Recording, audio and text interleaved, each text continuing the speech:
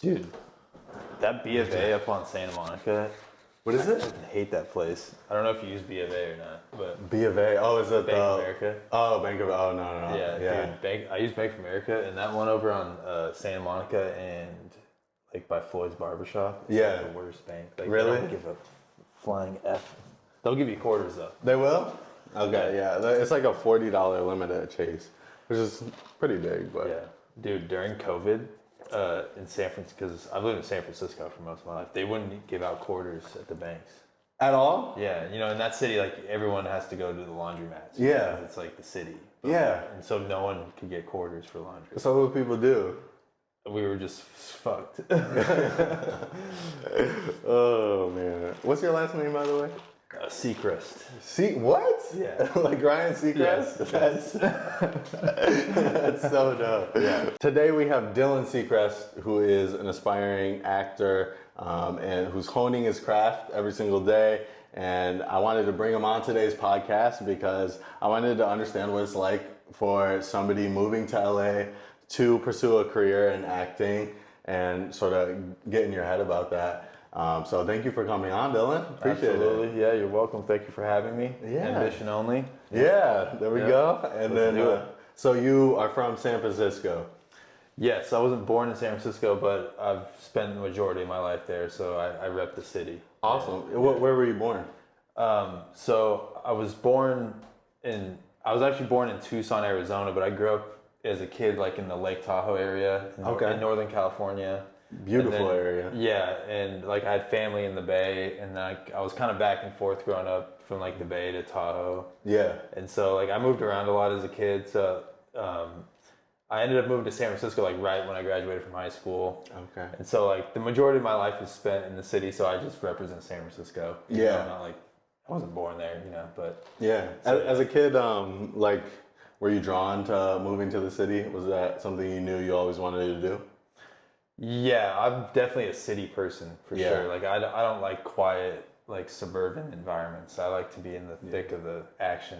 Right. Yeah. I like to be in the middle of everything. Want a lot of things going on. Yeah. And what about San Francisco drew you initially, like, as opposed to moving directly to LA? So San Francisco holds a very special place in my heart. I've had, I grew up like with family there, and so I've been going there since I was a little kid. Like I got pictures of me at the San Francisco Giants baseball game, like as a little kid. Yeah. And just city life, I was just always drawn to it. I grew up like a huge music lover, and so like I would literally like when I was a teenager, like scrounge up every penny I had and like take a bus from Tahoe to San Francisco just to go to an underground hip hop concert where there was like 50 people at the venue. Yeah. And that's sort of what drew me to city life was my love for music and concerts, and that's ended up what I kind of making a career in was I became a stagehand. Oh, really? And so yeah, that's how I got into like just the whole like show business. Yeah. A stagehand for what type of show? Anything, concerts, theater. Up in San Francisco, there's a lot of tech like stuff because it's like Silicon Valley. Right. So there's all these tech conferences, and the big tech companies are always putting on like huge events, and that's all like stagehand union labor. Yeah. So. So at that point, while you were a stagehand, did you know that like you wanted to do more acting? So I've always been interested in just storytelling. Just I was interested in acting, but when I was younger, I was more interested in screenwriting and just being a storyteller. Yeah. And I was always it was more casual. Like I never thought like I would ever try to pursue it. It was just something I wanted to do for fun. But then I became a stagehand, and first I started building concerts and working in like music, and then I kind of transitioned into theater. And I started working in like doing like Broadway and we're doing like stage carpentry, props, audio, lighting, all that stuff, like behind the scenes, which was a lot of fun. Like I got to like set up big like Broadway shows. I've done huge concerts too. Like I've been like backstage for like Alicia Keys, Metallica, like Ed Sheeran, like I could go on. Oh, that's awesome. Yeah, like I've seen everyone. Like I literally got paid to just chill at the Ed Sheeran concert. Really? After we built the show. Yeah. Just sit there and like listen to Ed Sheeran at a baseball stadium, at the Giants baseball stadium. Yeah. So that's what got me into it. And then I got into the theater, and then I started, just getting more into like plays and visual storytelling. And I've always been, like everyone, I love movies and TV shows, Yeah. So then COVID-19 hit, and everything just shut down. And that happened to all of show business, like just COVID. And then I was just stuck on unemployment, in the city, living by myself. And my twin brother actually started taking acting classes when things started to open up again. Yeah. And he was like, you need this, he encouraged me to do it too, because he knew I was interested in doing it. Was he living in LA at this point? No, he was in San Francisco. Okay. And so my brother started taking acting classes, and then I followed suit, shortly after that. And I just, I just stuck with it. And now now I'm here. Yeah. And then I decided to move to Los Angeles. Not specifically for acting. I also wanted to change the scenery. Oh, really? Just because COVID-19 kind of threw a wrench in all my plans, Oh, yeah. Like most people. Did it kind of make the city feel different? San Francisco, yeah. Oh, yeah. I mean, even now it's still a little different. But from what I hear, it's bouncing back. Yeah? But yeah. But not to get too into like COVID. But so yeah, that's kind of what got me back into acting. It was always something I was into, but I just never thought it was I always thought it was just a casual hobby. Like I never thought it was something I could pursue. And now I've made that decision to pursue it. And now I've started my acting journey here in LA. 2 years ago, I started my acting journey, and I'm still a beginner. I'm still a novice as far as the craft. Yeah. But that's kind of how I got here. Yeah. That's awesome.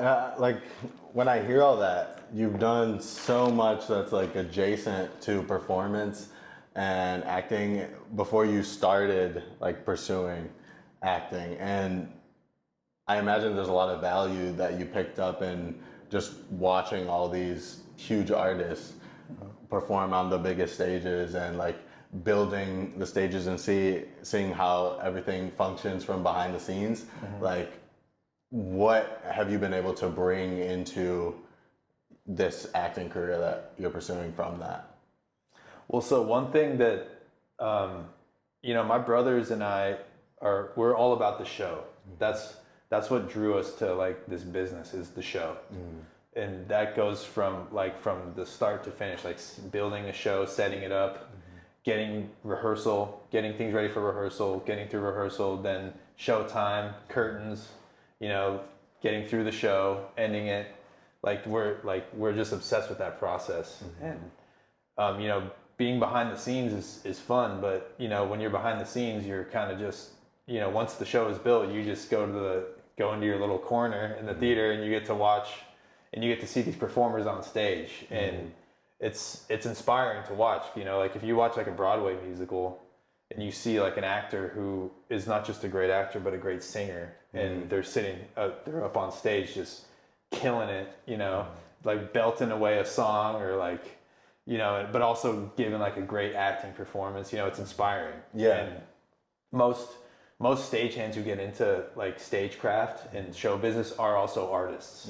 So, and as someone I've always been into storytelling, that's kind of like what drew me to get on the stage and not just be behind the scenes. Right.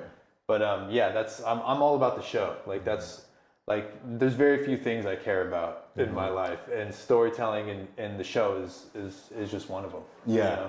And I've also worked on movie sets too, which is also very inspiring to watch. Like actors on set, right? Get in front of the camera when the lights are on and the director yells go or action.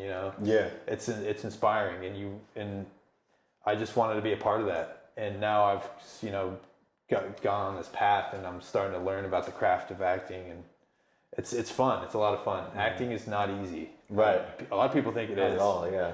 A lot of people think it is. I mean, it's amazing the amount of actors you'll meet in LA who don't take acting classes, or but like they want to be actors. Yeah. It's like, dude, you have to work on your craft. It's just like any other art form. Yeah. I don't know if that answers your question. No, it absolutely does. Yeah. I mean, with acting at its best looks like something that comes so naturally, and I think that's why a lot of people probably think it's easy, is because you have these people displaying so visceral like emotions on the screen, and like it looks like real life, and that's when it's done really well. But it takes a lot to get to that point, and for some people to even get into the mindset of playing another character, another person, I mean, it's like lying in a way, and like a lot of people are terrible liars, and like it's hard to try to find that mentality to evoke something that is not there already. Yep. You know, yeah. But yeah, so that's really interesting. You are passionate about storytelling, and you mentioned that you wanted to do screenwriting in the past. Is that something that you still want to do in the future? Is acting like sort of a step on your journey towards that, or do you see like acting as the end goal and like a fruitful career in acting as like the main vein of your life? If I had to pick one, I would probably choose acting, but I'm very much interested in screenwriting and short story writing. Storytelling is just fun. Also, screenwriting though, it's hard. It's really hard because it's not like you're just sitting there with a blank piece of paper writing a story. Like it's got to be structured in a certain way. You know, everyone has their opinion about structure and how it should be. Yeah. I mean, there's like a set of rules, but at the same time, there's also no rules, so it's weird. But I'm to answer your question, yes, I'm very interested in screenwriting. It takes a long time to like become like a storyteller. So, like, I'm not like worried about writing a script and submitting it or trying to sell it or anything like that. Yeah. For me, like with writing, I kind of just want to take my time with that. And like lately, I haven't been really writing. I've been more interested in acting. But I am interested in writing.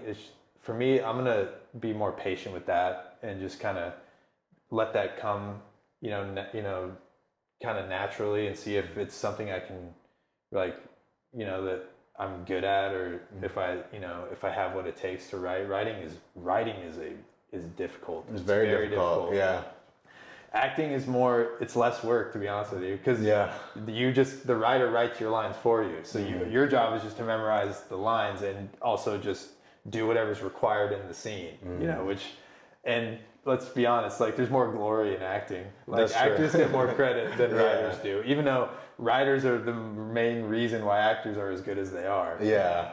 Like a lot of times. Like, even when you watch an award show, like most actors will thank the writers and the people behind them, but some of them don't. It is what it is. So to answer your question, I would choose acting, but writing is always something that I'll do. I think writing is something you could spend your whole life doing. Yeah. There's like screenwriters in Hollywood who are like old men who have been writing for decades, and they may have had a script that popped like when they were in their like 60s or 70s. They've been writing for decades. Yeah. Like one of my favorite movies is The Wolf of Wall Street. Yeah. And that was written by I forgot the guy's name. It's Terry something, but like he was an older gentleman by the time he wrote The Wolf of Wall Street for Martin Scorsese. Yeah. But he had been in the game for a long time. So for writing, I think it's more of that's the long game. And that I think that goes for any aspiring writer. Like don't like think you're gonna blow up like in like 5 years, because writing takes forever. Yeah, I mean, even just finishing like one script can take.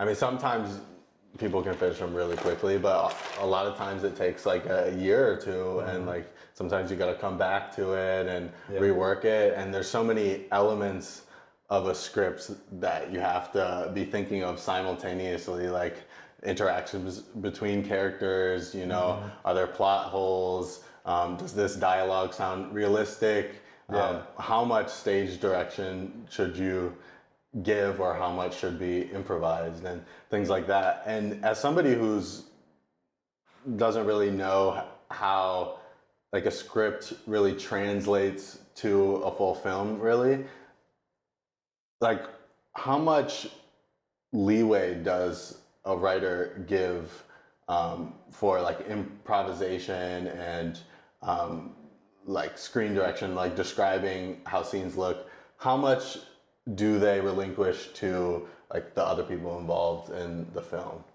So I've heard different opinions about that. Some writers like to like be very specific with like what you're doing in the scene. Like then this person walks over here and breaks their or throws their cup against the wall or something. But then I've heard the opinion of you've got to let the actors like act out the scene. So you can give them like the dialogue and then let the actors kind of, you know, like make the decision on what to do. But I think there's like a debate within that, you know, like film and television on like how much stage direction to give the actor. Because I mean, that's a hard question to answer.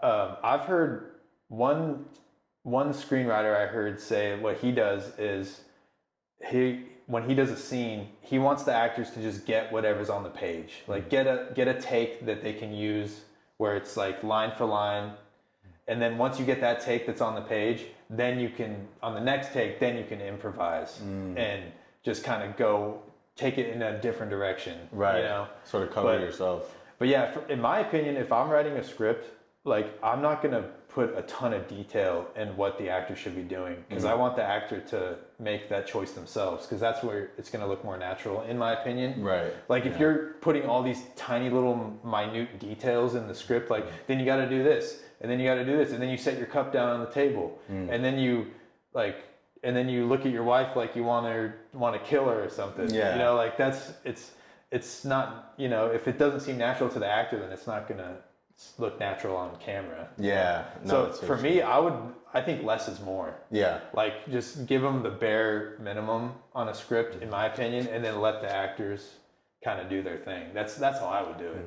But I don't know if there's a right or wrong way to do that. I think it's kind of up for interpretation. That's the fun thing about art. That's true. Yeah. There's a lot of back and forth. And as an actor, is that something you worry about going into, like auditions and things like that, and being on set? Do you worry about like how much creative like input you can give personally, or are you going to just go into a set and say, I'm just gonna do exactly what I'm told because I just want to follow this person's vision? I think the best thing to do for an actor is just do what you're told. Okay. I mean, I'm sure there's like, for the most part, most actors, like you're just there to do the job they tell you to do. Yeah. Now, if you're like a star, then, you know, like if you're like a big name, right, they probably have more leeway to kind of get in front of the camera and just do their thing. A lot of them are producers as well, and the things that. Yeah, like a famous one is Jim Carrey. Like Jim Carrey is known for his improvisation skills. So like he'll just go completely off script.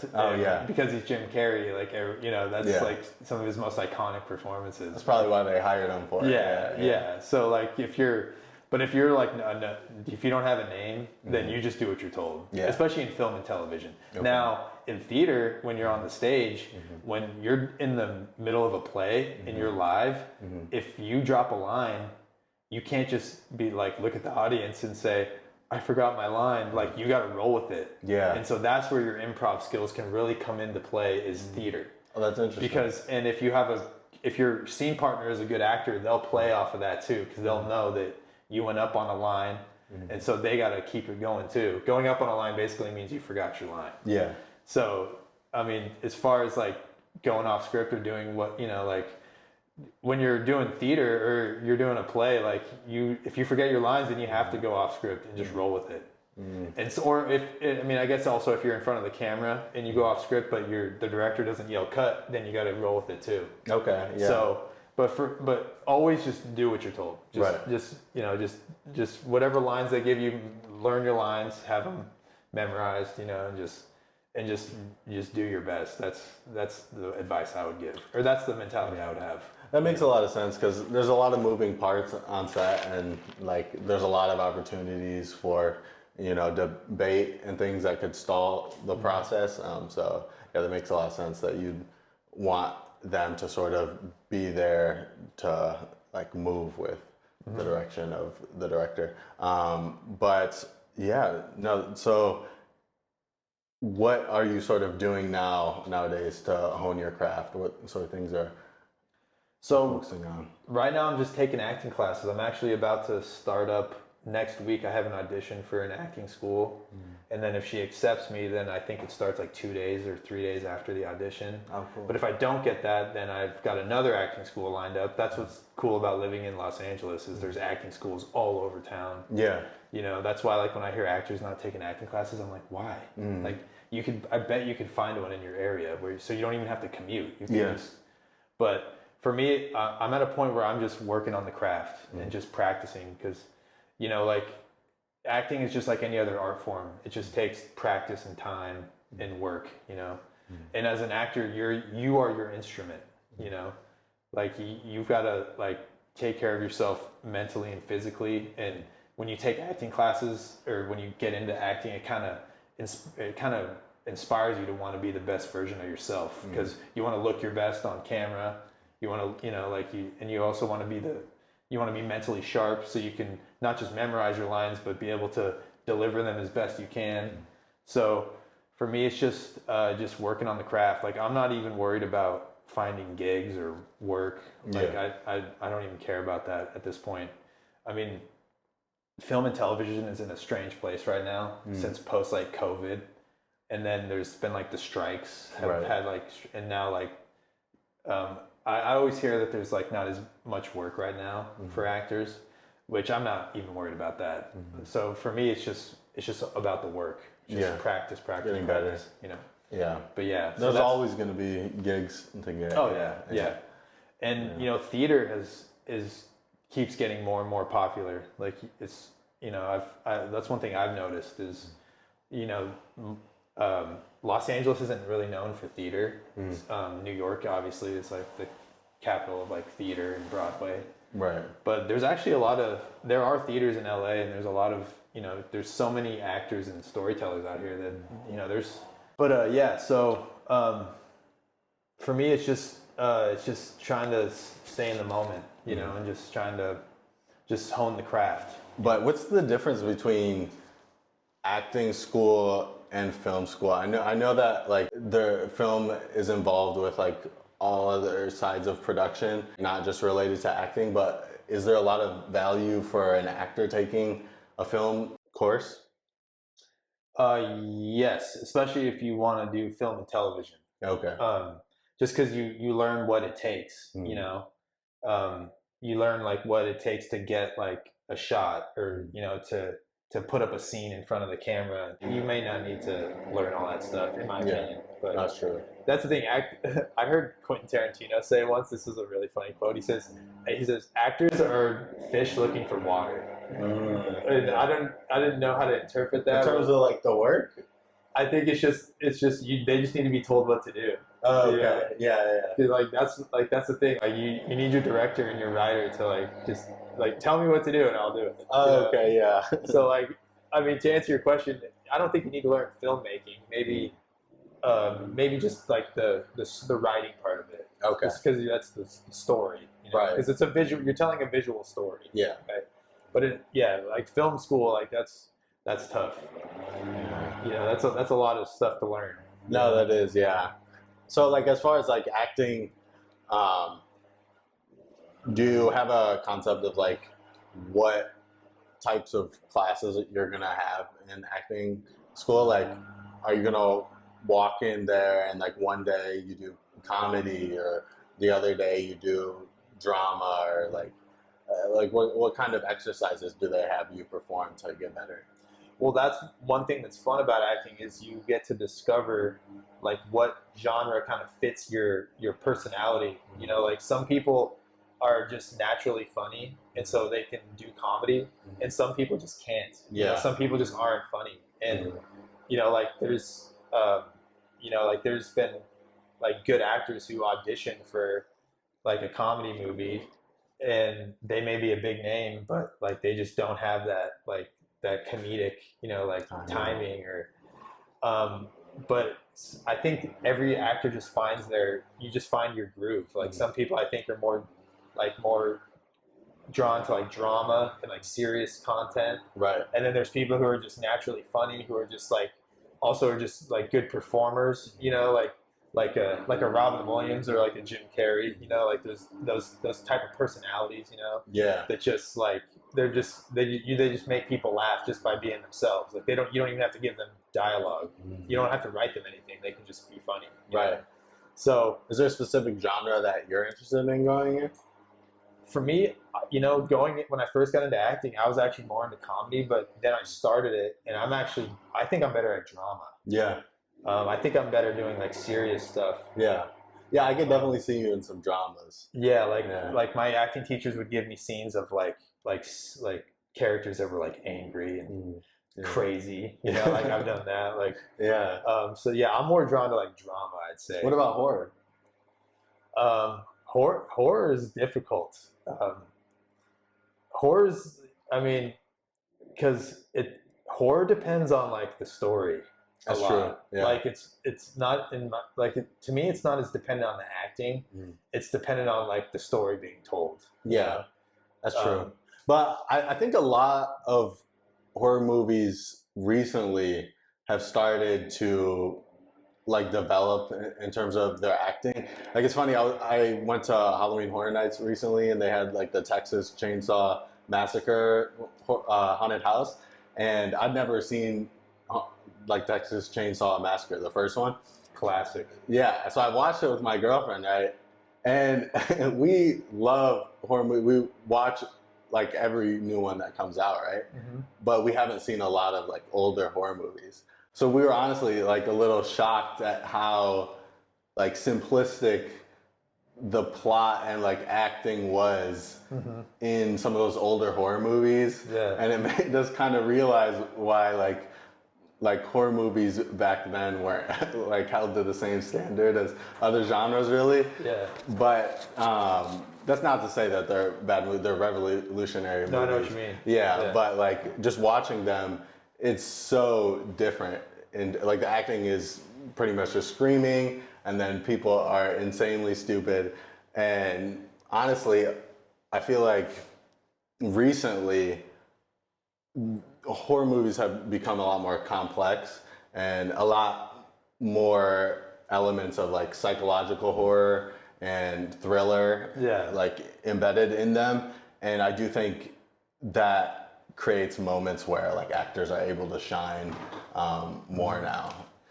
I agree. Yeah, it's definitely more like mixed with like thriller and like you said, like psychological, like mind bending, like whoa, like Yeah.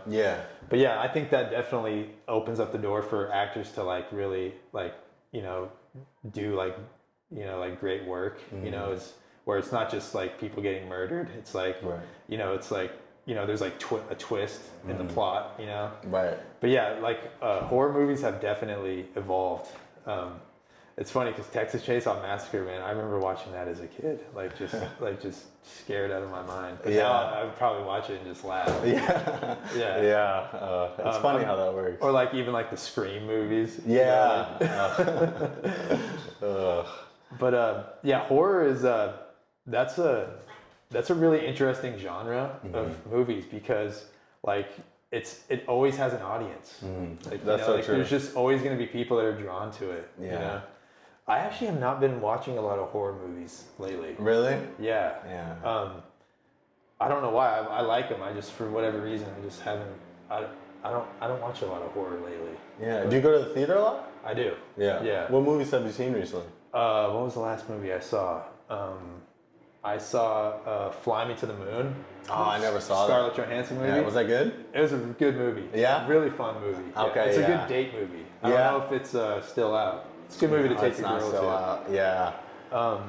It was a fun movie. Yeah. Yeah, I heard it was good. Yeah. Let's see. I saw Fly Me to the Moon. What else did I see? I don't even remember. Have you seen Oh, you know what you should see is Wild Robot. If you like animation, it's a new DreamWorks movie. That one's really good. It's called Wild Robot? The Wild Robot, yeah. Is it in theaters? Yeah, it's in theater. It just came out like a couple days ago. Oh, nice. My cats are fighting.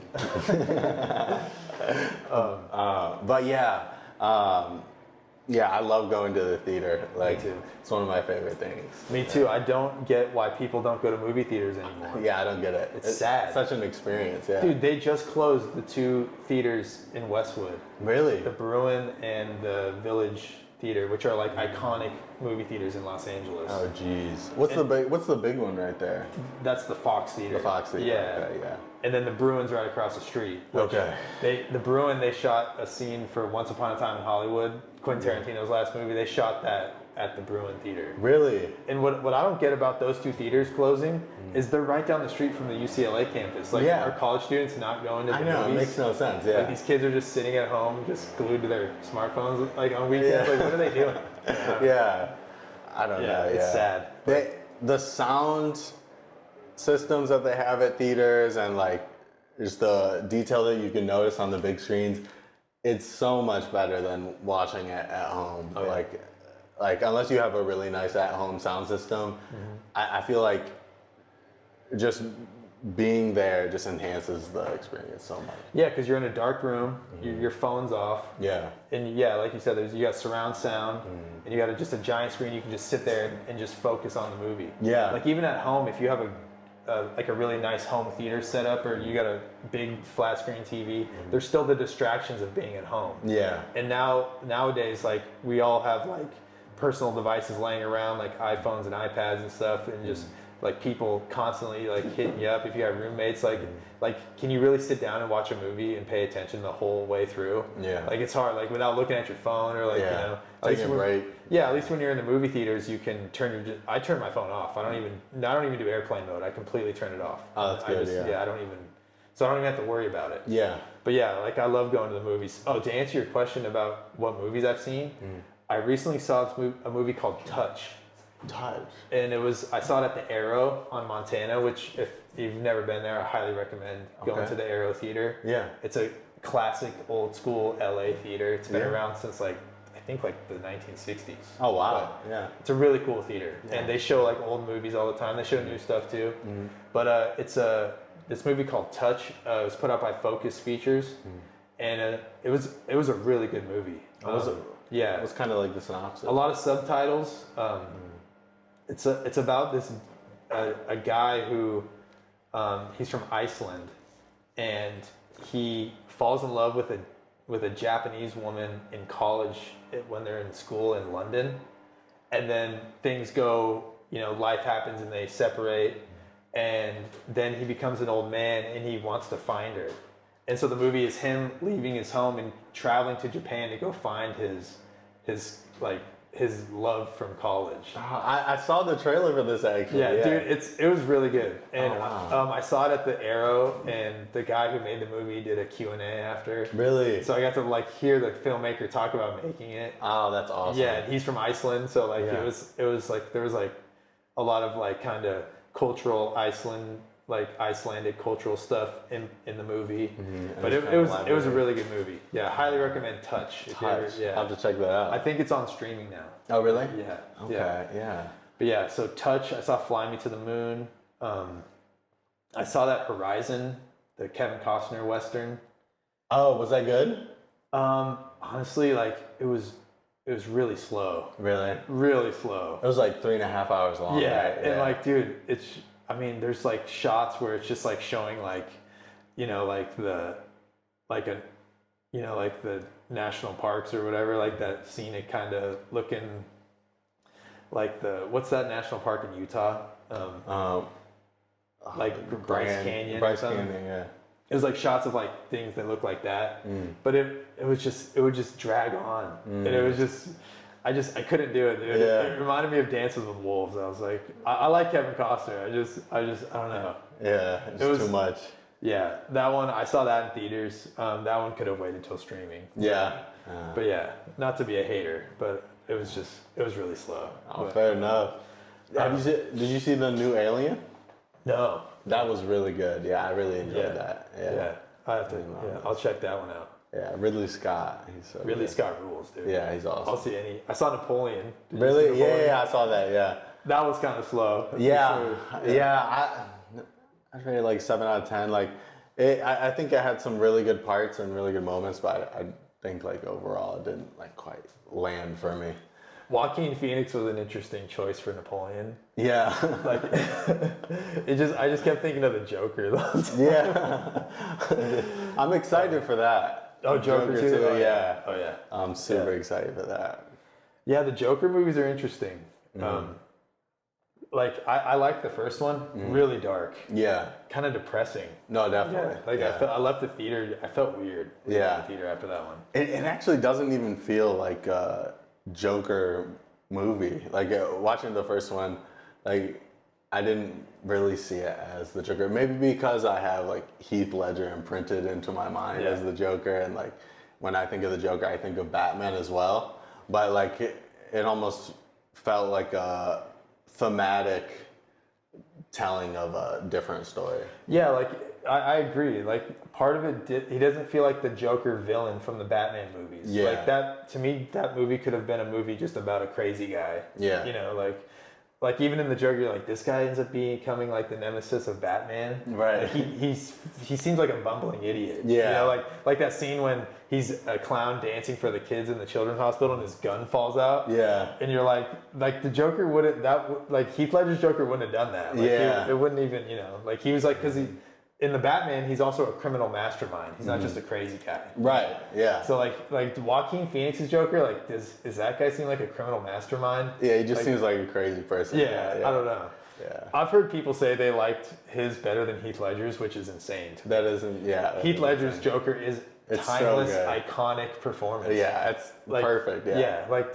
Yeah, you'll never top that. Yeah. Yeah. Yeah. Like he will be remembered forever for that performance. And like I think he's influenced so much every like attempt at the Joker that's come after, and like so many villains, like he just shaped calculated craziness in such an intriguing way that like nobody's been able to recreate. Oh yeah, that movie, dude, The Dark Knight. I feel like that movie helped spark like a whole like genre, you know, or like just the comic book genre, like that. Like you can tell, like watching a lot of comic book movies, that they got influence from The Dark Knight. Yeah, you know, absolutely. Like, you can tell, like just the little kind of like idiosyncrasies of like, you know, like the stories and the camera shots and the villains. You know? Yeah, and it's crazy. There's so many good actors in that movie when you think about it, and like Christian Bale, like as Batman, it's so crazy.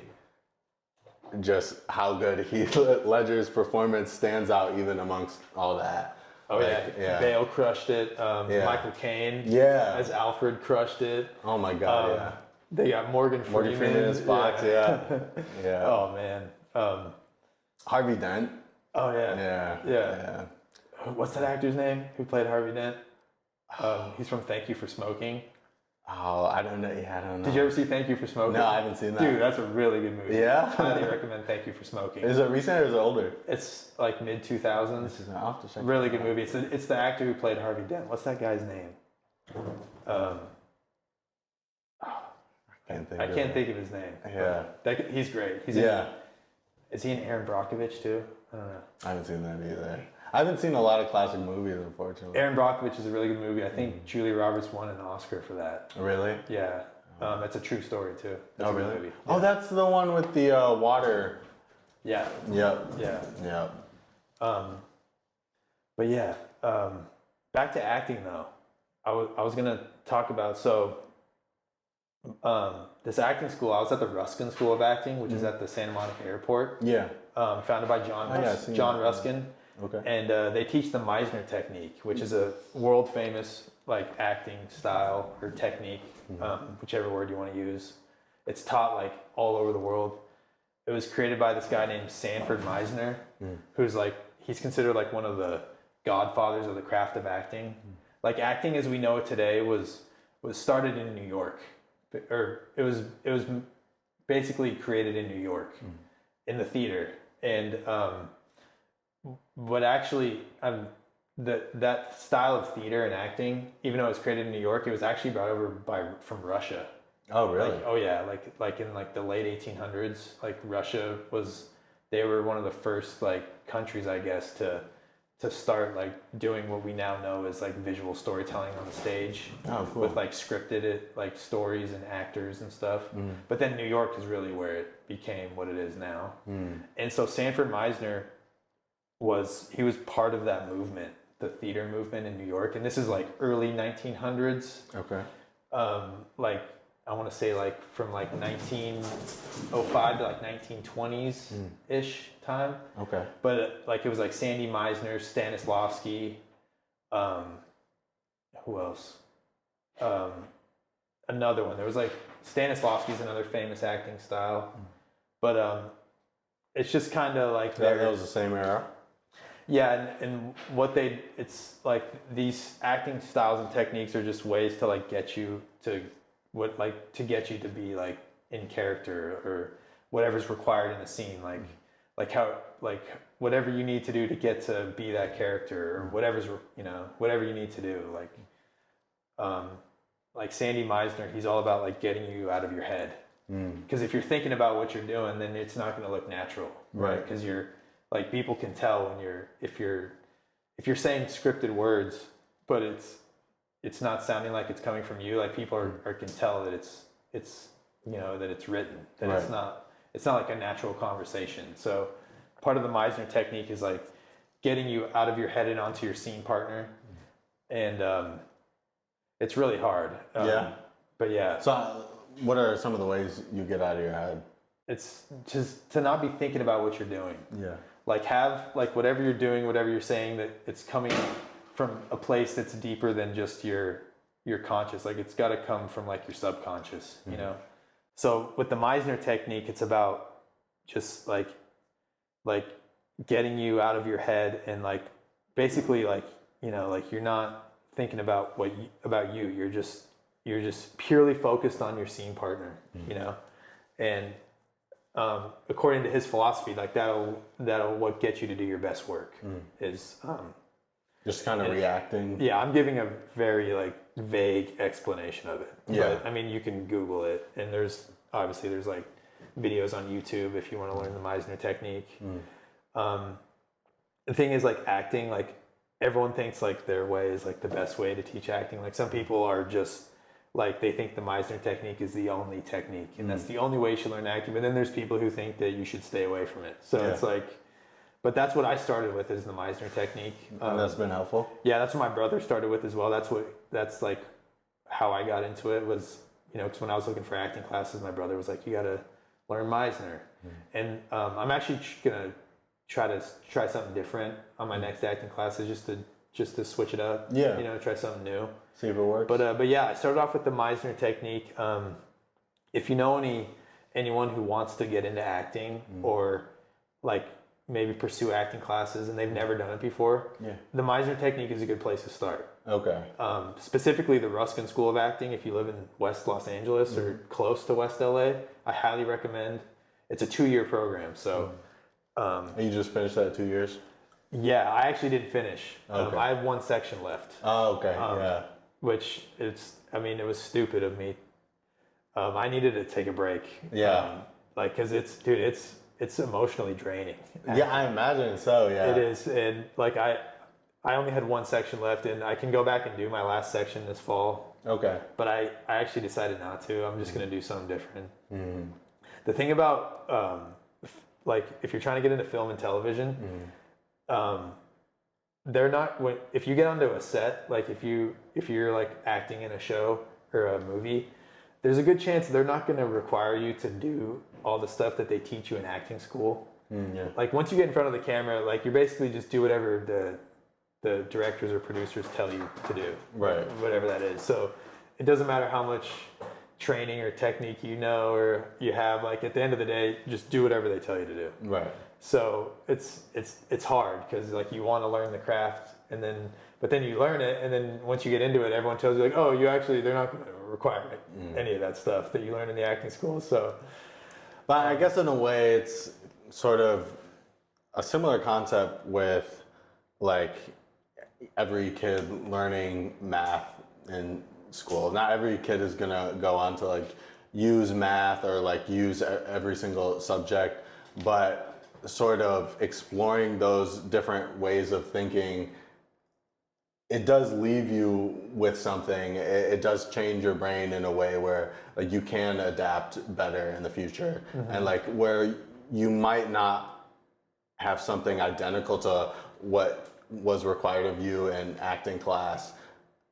Going through that experience in itself may allow you to succeed better, like for roles. Yeah, absolutely. Also acting too, like acting can, like learning acting can help you in other aspects of your life, like that don't involve your creative like endeavors, you know, like it helps with public speaking because you're getting up on stage in front of everyone, right? And then you've got to deliver your scene, and depending on what's required of your scene, you might have to do shit that's embarrassing, you know, like you might have to have a scene where where the scene is your husband is flipping out on his wife and like losing his shit, like your character's like crazy, and like the scene is you just losing your shit on your wife. You know? Sorry for the curse word. No. Yeah. But like I had a scene like that. Like I had a scene from the Jackson Pollock movie, and Jackson Pollock, the famous painter, he was a psycho, you know, like a lot of great artists. Yeah. And like the scene was like I'm literally like flipping out on my wife. Like, and the requirement of the scene was I literally have to put the fear of God into my wife. Like the audience is supposed to fear for her physical safety. Yeah. And so for 2 nights a week for like 2 months straight at this acting school, I would have to get up there, and I was playing Jackson Pollock. So the scene I had to bring like a canvas and paint and a paintbrush, and like do his style of painting where he like, you know, Jackson Pollock paintings are like super like messy, you know? And so I'm literally like sitting there like, you know, painting on stage, and then my wife, my scene partner, comes in and critiques it and tells me how much it sucks, and then I flip the F out on her. And like it's emotionally draining. It's taxing. Yeah. And so like, and then the next scene I got was I was playing someone who had autism. And so I had to play someone who's autistic, which I failed miserably. Yeah. Like, Wait, you said in the next scene? After this scene where I played Jackson Pollock, in my next scene at this acting school, I had to play someone with autism. Jeez. And oh my God, I had to do a scene from I Am Sam. I don't know if you've seen that movie with Sean Penn. Okay. Well, Sean Penn he won an Oscar for that. He plays an autistic guy who like ends up being a single father. Yeah. And like, dude, it was I failed miserably at the scene. Like the teacher basically was like, yeah, we're gonna move on to the like he's like, yeah, you didn't get this one. Like just take the L and just, you know, move on to the next one. But yeah, dude, it's tough. It's tough. Like I would just leave class just so dejected. Yeah. But that's, you know, failure is part of learning any art form. Right. Like I don't care if it's acting, music, like if you learn how to play guitar, piano, like you're gonna fail. You're gonna suck. Yeah. I mean, like I do music, and it is so humbling to like post something you're super proud of and like to get no views, or like to get somebody says like it sucks, and like just trying to promote your stuff. Like the beginning stages of any art is so like humiliating. But once you get past that, like I bet for musicians too, I bet the worst thing is you put a song out and the first thing someone tells you is, oh, this sounds like that. Yes. Isn't that the worst? Yeah. This reminds me of that rapper, or that singer. You're like, it's like, okay. Thank you. Like, that's not what I was going for. Yeah, it's not at all. Especially when it's somebody like who you think it sounds like nothing like. Like if they mention somebody who's similar, who's like maybe an influence of mine, then I'm like, okay, yeah, I could see that. Not necessarily a compliment, but I can see it. Yeah. But if it's somebody who like I think I sound nothing alike, it's like, damn. Like, it's but that's part of the art form. You just got to keep plowing ahead. Yeah, you got to get them to know you. Yeah. Also, like for me with like art, and this goes for anything, like your acting, your music, your writing, like don't get too like attached to your creation, like whatever you made. Like once you put it out, like enjoy the accomplishment of finishing it, putting it out, getting the feedback, and then just move on to the next thing. Right. Like that's like, to me, that's how you're going to progress as an artist. And that's so true. And like with acting, like when you're taking the acting classes, like they give you a scene, you and your scene partner have to memorize your lines. You gotta rehearse. Rehearsal's a big part of it.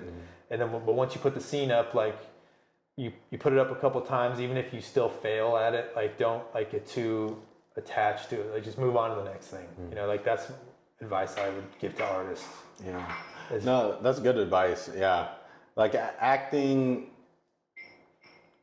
from like my perspective, like outside of it, it often seems like something that you have to like nail every single step. Like it seems very sequential. Like he makes this like gesture with his eye, he makes this gesture with his hand, and like, you know, his face is this certain way after, and just understanding what you've been saying today, it seems like there's like a lot of gray area there, and it's almost kind of an imperfect art form that you're just trying to just get what you get, like the best of like what you can bring from the inside. What you're referring to is choices. That's the word that they. So like, what choice did the actor make? Like, why was he making that facial expression, or why was he twiddling his thumbs while while he was talking? And so that's the fun of it, is the choices that you make on stage, and that's like also a freedom, is you are free to make choices. Like just as long as you're delivering the lines that are on the script, like you can do what you want with it, you know, like just. And you can take it whichever direction you want. Like just as long as you're in a conversation with your scene partner and you're doing what's required in the scene. One of the best pieces of advice I got for acting is like, what are you doing with each line that you're saying? Like not just like your paragraph, like each sentence. Like what point of view are you trying to get across? Like, are you trying to prove a point? Are you trying to convince your scene partner of something? Are you in an argument with them? Are you just arguing for the sake of arguing? Like, what vibe are you giving off with each line? Like every single line in the script. Yeah. And that's hard, because it's hard to do it and not be in your head, because you're gonna be thinking about it. Right. And actors, you know, they want to be good. And when you're on stage, the last thing you should be thinking about is, I want to be good. Yeah. Like the only thing you should be thinking about is, what am I doing? Like am I hammering a nail into a piece of wood? Am I prepping like dinner? You know, like am I sitting there chopping onions? Like what am I doing? Yeah. You know? And that's, you know, that's the craft, is like, what are you doing on the stage with each line that you're given? You know. But yeah, it's like, to what you were saying, those are the choices that you make as an actor. And one thing when you learn acting is you start to get into that stuff, like, oh, I wonder why that actor made that choice. And then when you watch movies and TV, you enjoy it more, because you're not just watching the story, you're watching what the actors are doing. And you're not just listening to what they're saying, you're watching what they're doing. You're like, why did Jim Carrey like do like that? Like in Ace Ventura. Like, I assume you've seen the Ace Ventura movie. Yeah. Like, dude, like Jim Carrey does so many like just funny little things that have nothing to do with like the story or the dialogue. It's just like, you know, like it's just like those are just the choices that the actor made in the moment. Yeah. You know, and like that's the fun part of it. Right. Yeah. And one thing that's cool about theater is you're like in person, you're seeing it live in person, and the audience is a part of the story.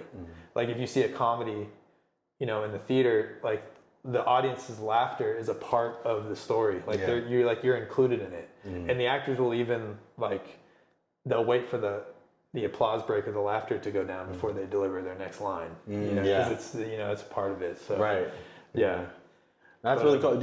So you have a theater background? Did you start like acting in theater when you were younger? No, you know, I played sports growing up, and my mom and my grandma both like tried to get me to do acting as a kid, and I was just a jock, and I thought acting was just kind of like what was too dorky. Like I was like, I want to play football. Like all I cared about was football and basketball. Yeah. But so to answer your question, no, I don't really have a theater background. Like I would do like in school, like they had us do like Shakespeare in like my English classes. And so I did Shakespeare, and so I'd have to do like scenes from Shakespeare, but like I didn't take it too seriously, just because, you know, I always liked film and television, and I don't know how into theater I was as a kid, but like it was, I was always like interested in it. I just never thought to pursue it. Right. You know, and like even, you know, like I said, like my family would try to tell me to do it, and I just didn't do it. I wish I did. Yeah. It takes 20 years to become an actor. But no, you know, I was like, I would do Shakespeare in high school, and we'd have to like put up scenes like on like, we'd have to film scenes for like class. And like, I remember I did Romeo and Juliet, and me and my friend did Romeo and Juliet, and he played Juliet and wore like a wig and a dress and stuff. Yeah. And it was one of the funniest, and we did the balcony scene and it was so funny that our English teacher showed it to her other English classes. Really? Yeah. Oh, that's cool. And so like, I used to do things like that, but Yeah.